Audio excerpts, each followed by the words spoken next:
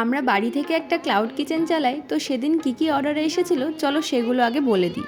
1.5 plate mutton, 3 plate full pulao, আর ছিল 1 plate full chilli পনির, আর তার সাথে ছিল একটা কম্বো ফ্রাইড রাইসের সাথে চিলি পনির। 2 দিন একদম ঠিকমতো ভিডিও দিতে পারিনি, কারণ শরীর ভীষণ খারাপ ছিল আর আমি বাড়িতেও ছিলাম না। কিন্তু এখন আমি চলে এসেছি আর মোটামুটি ঠিকই আছি। কিন্তু তাও আজকে রান্নাগুলো বেশিরভাগ আমার শাশুড়িমাই করে নিয়েছে, আমি হাতে হাতে একটু হেল্প করে দিয়েছি, কারণ একদম বসে থাকতে সত্যি ভালো লাগে না। আর এবার থেকে রেগুলার ভিডিওও চলে আসবে।